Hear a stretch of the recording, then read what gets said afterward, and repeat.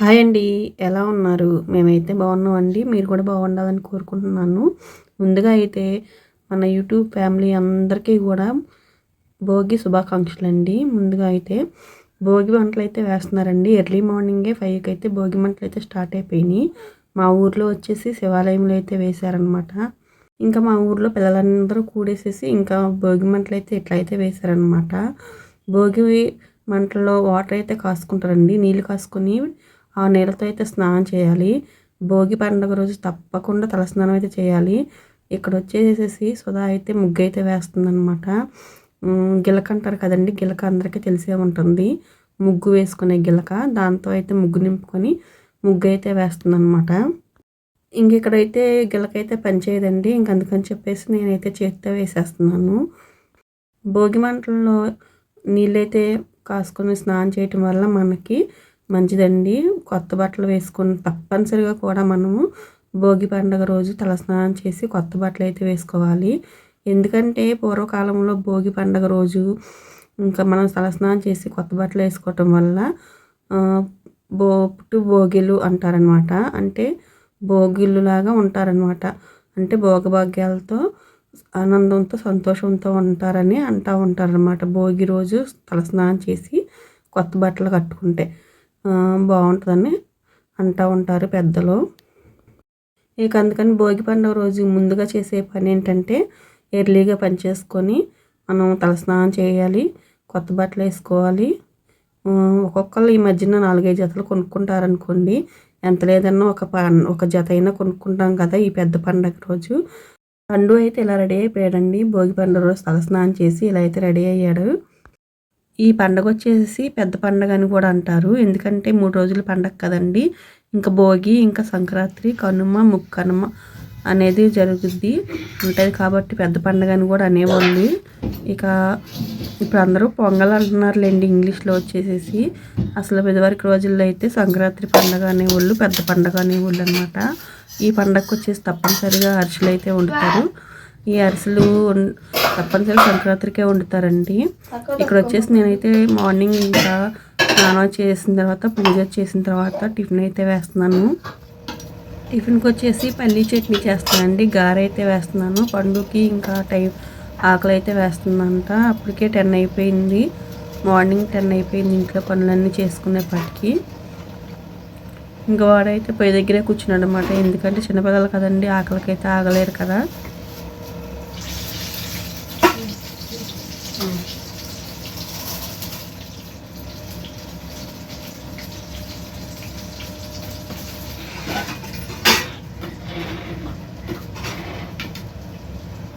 ఇదిగో పండు.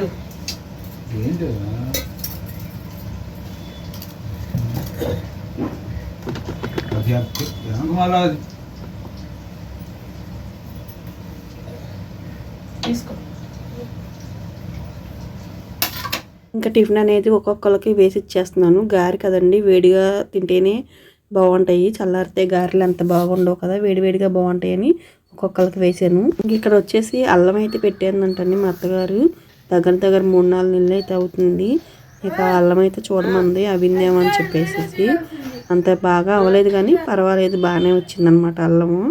అయితే నేను తీస్తున్నాను అనమాట, అల్లం తీస్తున్నాను. ఇట్లా కరపలోటి తీసుకొని అది ఇసుకనేలేను. ఇంకా మనం కరపలతో పైకైతే ఇలా తీసామంటే మనకు మొక్కతో సహా అల్లం ముక్కలు కూడా వచ్చేస్తున్నాయి అనమాట. ఇలా అయితే తీస్తున్నాను. పర్వాలేదండి, ఒక 200 గ్రాములు 300 గ్రాముల దాకా అయితే మనకి అల్లం అయితే వచ్చింది. ఇక పక్కన మా వారైతే వచ్చారనమాట. ఏం చేస్తున్నావు అంటేను అల్లం తీస్తున్నాను అని చెప్తా ఉన్నాను. పండు కూడా చూపించు అంటా ఉన్నాడు. అల్లం ముక్కలు అంటే చూపించాలంట అడుగుతున్నాడు అనమాట.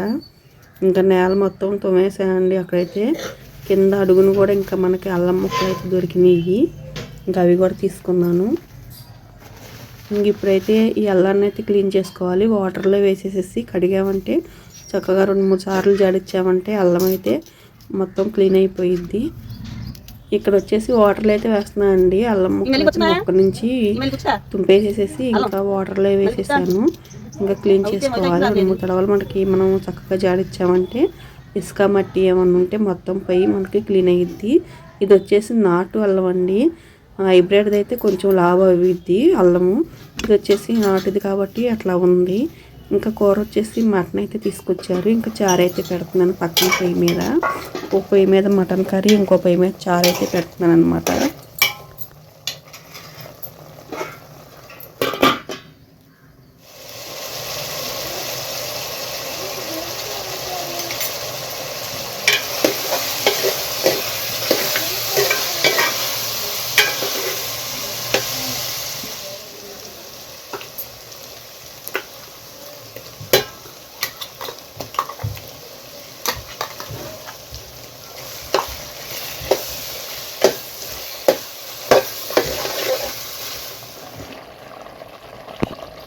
తిందాంలే.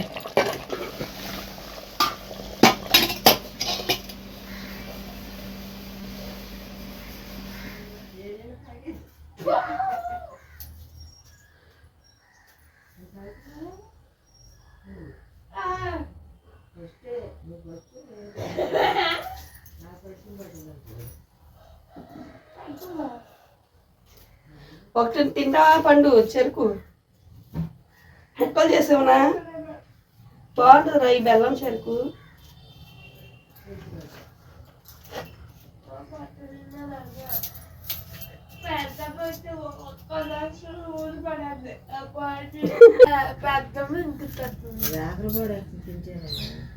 తిన్న తర్వాత చెరుకు తిన్నాం అనుకో, అన్నం తిన్న తర్వాత అరుగుదల అయిద్దంట. మామూలు చెరుకులు అటు బెల్లం చెరుకు అంటే తిరణాలు అప్పుడు దొరికిద్ది కానీ మామూలు చాలా అయితే మామూలు ఇవే ఉంటాయి. పందారదే అక్కడైతే లాట్లు చెరుకు కొట్టేవాళ్ళు వచ్చేవాళ్ళు, ఇంకా రోడ్డు మీద వేసేవాళ్ళు అనమాట లాట్లు వాళ్ళంట. ఇవి ఉండే మొక్క పెట్టేటప్పుడు దీని పైకి వచ్చినట్టుగా పెట్టేసేవాళ్ళు అంట. మొక్క తొక్తాకెళ్ళేది మళ్ళీ ఇదేమో భూములకు తొక్కుతాయి. చెరుకు తినేటప్పుడు చెరుకు గురించి డిస్కషన్ అనమాట. బెల్లం చెరుకు, పంచదార చెరుకులని, బెల్లం తయారు చేసే ఫ్యాక్టరీల గురించి, ఇంకా అవన్నీ పంచదార ఎలా చేస్తారు దాని గురించి అన్నిటి గురించి కూడా ఈ చెరుకు తినేటప్పుడే మాకు డిస్కషన్ అయితే పెట్టుకున్నాము మా అత్త కోడళ్ళమి. ఈ డిస్కషన్ అయిన తర్వాత పండుగకి అయితే నీరసం వచ్చేసింది అనమాట. ఇంక వీళ్ళు ఎప్పుడు ఆపుతారా అని.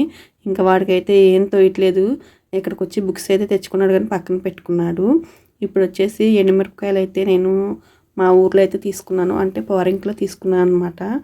నాకు వలవటానికి అయితే కుదరలేదు, మిషన్ పని ఉంది కదా, ఇక వలవటానికి అయితే అవ్వలేదని చెప్పేసి మళ్ళీ ఇక్కడికైతే తీసుకొచ్చాను ఒలవాలని చెప్పేసి. ఇక్కడ ఎండలో పెట్టేసేసి ఇక్కడే కారం అయితే పట్టించుకుంటాను. ఇంకా అక్కడి నుంచి మళ్ళీ అంటే ఆ ఊరు నుంచి ఈ ఊరికైతే వచ్చినాయి. ఇక ఇప్పుడైతే వలుస్తున్నాను. పండు కూడా వరండాలో కూర్చున్నాడు. ఇక్కడ మెట్ల మీద కూర్చొని పిల్లలు అయితే ఆటలాడుతుంటే చూస్తూ ఉన్నాడు అనమాట.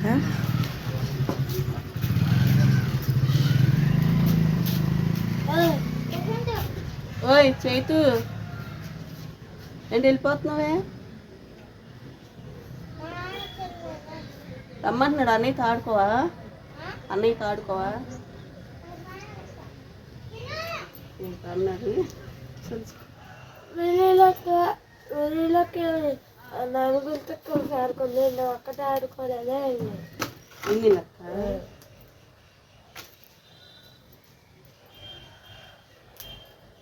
ఆడుకుంది. నాకు మట్టి బొమ్మలు ఉంటాయి కదా, అవి కొనుక్కుంటా. నాకు నచ్చింది మట్టి బొమ్మల. అప్పుడు ఇలాంటి వాళ్ళు అవి కొనుక్కొని మాట పోదు.